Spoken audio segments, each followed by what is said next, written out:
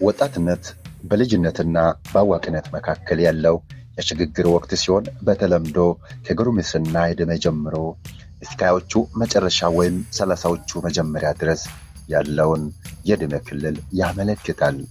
ይሁን እንጂ ይህ ትርጉም በባህል፣ በማህበራዊ ሁኔታዎችና በግለሰብ ደረጃ ሊለያይ ይችላል። የወጣትነት ወቅት በርካታ ቁልፍ ባህሪያትና ገጽታዎች አሉት። የዕድሜ ክልል በአብዛኛው ከ15 እስከ 24 ዓመት ባሉ ዕድሜው ክልል ውስጥ ያሉ ሰዎች እንደ ወጣት ይቆጠራሉ። ይሁን እንጂ አንዳንድ ድርጅቶች ወይም ሀገሮች ይህንን ክልል ከ10 እስከ 30 ዓመት ወይም ከዛም በላይ ሊያሳልፉት ይችላሉ። ወጣትነት ወቅት በርካታ ቁልፍ ባህሪያትና ገጽታዎች ያሉበት ጊዜ ነው።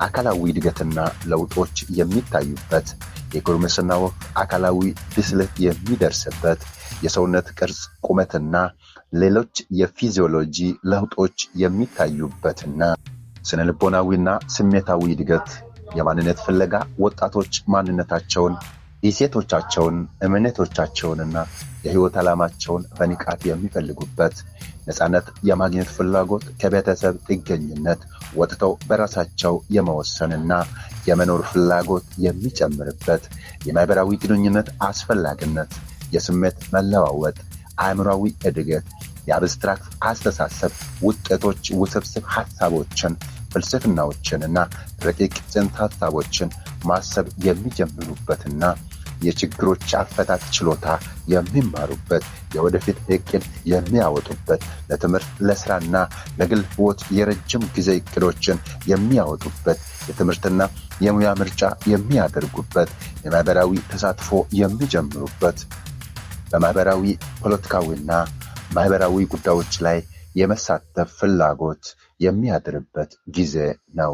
ኃላፊነት የሚወስዱበት፣ የቤተሰብ የማህበረሰብና የግል ኃላፊነቶች መውሰድ የሚጀምሩበት ጊዜና ፈተናዎቹን የሚያስተናግዱበት ጊዜ ነው። ወጣቶች እንደ ስራ አጥነት፣ የትምህርት ዕድል እጦት፣ የአደንዛዥ ዕፅ ሱሰኝነት፣ የአእምሮ ጤና ችግሮች፣ ጭንቀት፣ ድብርት፣ ማህበራዊ ጫናዎችና የፍቅር ግንኙነት ችግሮች ያሉ ፈተናዎች ሊያጋጥሟቸው የሚችሉበት ጊዜ ነው።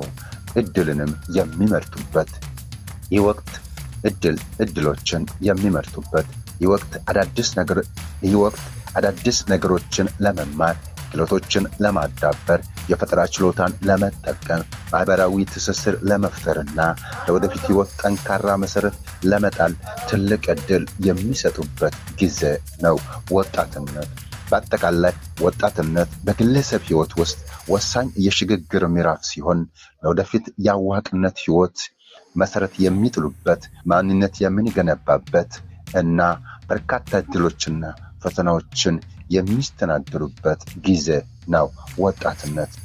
ኢትዮጵያ በየዘመኑ ስለ ሀገር ክብርና ህልውና መስዋዕት ለመክፈል ሁለንተናዊ ዝግጁነት ያለው ትውልድ ያላት ሀገር እንደመሆኑ ነፃነታችንና ሉዓላዊነታችንን በማህበራዊ ሚዲያ ላይ ከመጠበቅና ከማስጠበቅ አንጻር እኛ ወጣቶች የበኩላችንን እናድርግ። ግዛቸው ሚዲያ መረብ ስለ ሀገር በቀል እውቀቶችና ምርምር ጥናቶች፣ የረጅም ዘመን ታሪክ፣ አስተማሪና አነቃቂ የሀገሪቱን ደህንነት ማዕከል ያደረገ ስራዎች የሚቀርቡበት የፕሮግራም ሂደቶች ዝግጅት ነው። በያላችሁበት ሰላም ብዝት ይበልላችሁ። ሰላም ጤና ይስጥልን።